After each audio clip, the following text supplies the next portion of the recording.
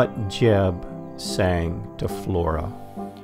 When the swallows homeward fly, when the roses scattered lie. Jeb Stuart, the famed Confederate Civil War cavalryman, sang well and often, even in the saddle. Well, especially in the saddle. William Blackford, his closest confidant, wrote, "The gayer he was, the more likely it was we were to move soon."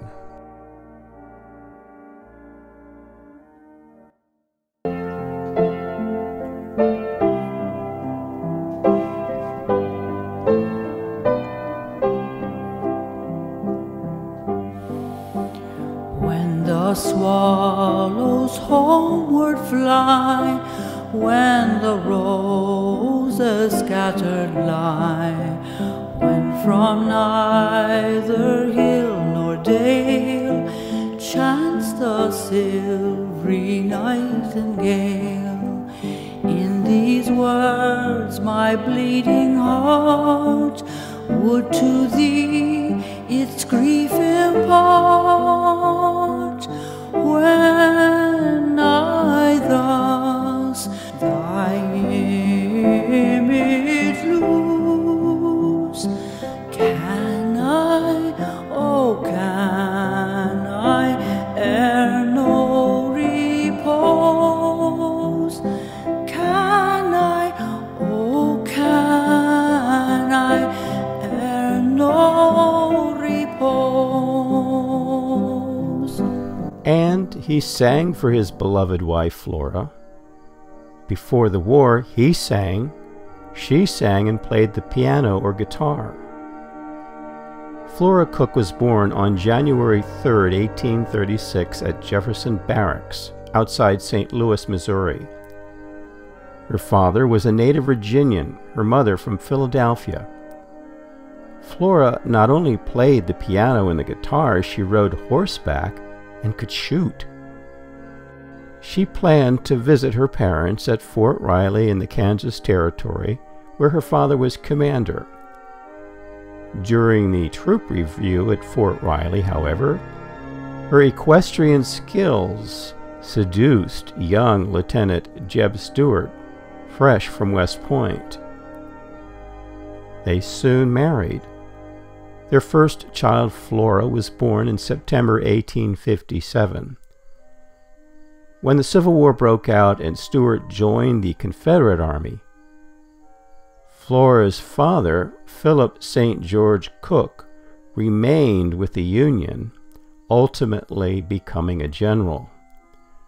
So, they renamed their second child, a son, born in 1860, to be James E. B. Stuart, Jr. December 12, 1861, Stuart asks Flora for the words to When Swallows Homeward Fly. Send me the words of When the Swallows Homeward Fly, and the dew is on the blossom, those songs which so remind me of you. He would write to Flora the following year. Indeed, I often ask myself in surprise why it is that any one girl can absorb my soul's affections as you do.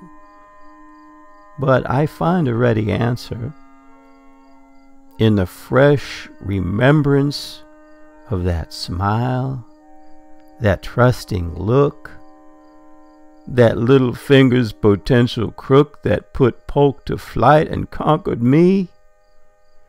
Ah, my sweet one, I wish every conquest was so sweet to the vanquished. And how about the vanquisher, you little matter-of-fact importune queen that gloried in the conquest of Brevet Second Lieutenant of Horse, and now, in a lapse of a few years, lorded over a Major General of Cavalry? How do you bear the transition?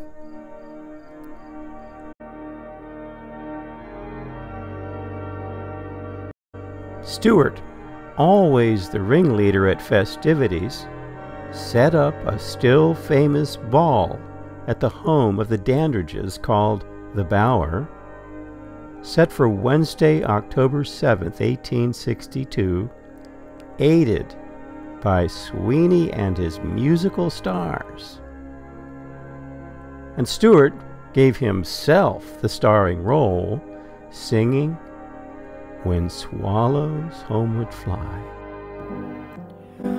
When the white swan southward roves to seek at noon the orange groves, when the red tints of the west prove the sun is gone to rest, in these words my bleeding heart would to thee its grief impart. When I thus thy image lose, can I, oh can I e'er know repose?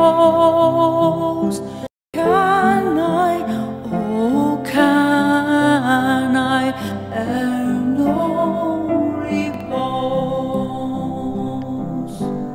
But the Gaiety was near the precipice on the eve of a dangerous mission to take over 1,000 cavalrymen, unmolested, around the full army of Federal General George McClellan, still resting over the river in Maryland and Pennsylvania. William Blackford wrote of Stuart's deep foreboding at the outset of the mission. Stuart clearly sensed the nearness of tragedy.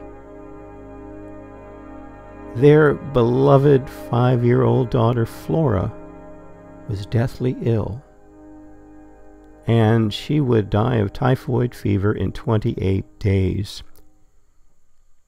Stuart wrote Flora for a daguerreotype of their daughter a week before her passing. Love burns brighter at the feet of oblivion. Can I, oh can I e'er know repose?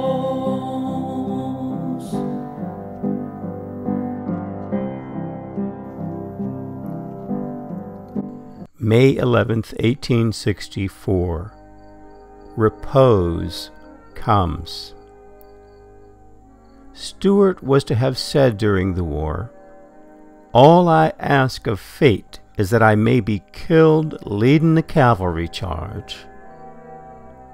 A wish somewhat granted on May 11, 1864 at Yellow Tavern, with a bullet fired by a retreating private in a Michigan unit. Flora and her 2 surviving children raced by private train and reached Ashland, Virginia, finding there that the tracks had been torn up by the Union troops. A group of sympathetic Confederate cavalrymen gave them their ambulance, which the group drove through a rainstorm. Near death, Stuart was by that time praying with Reverend Peterkin, who he then asked to sing with him the song, Rock of Ages. Flora arrived at the home of Stuart's doctor and brother-in-law, Charles Brewer, at 11:30 p.m., but too late, about 4 hours after Stuart had died. As was the custom, Flora Stuart wore black thereafter in public. What remained to keep was a lock of Jeb's hair that she kept until dying when she was in her mid-80s in 1923. The sacred lock became their son's. My poor heart, why do you cry? Once also you in peace will lie. All things on this earth must die. Will then we meet, you and I? My heart asks with boding pain, will faith join us once again? My heart asks with boding pain, will faith join us once again?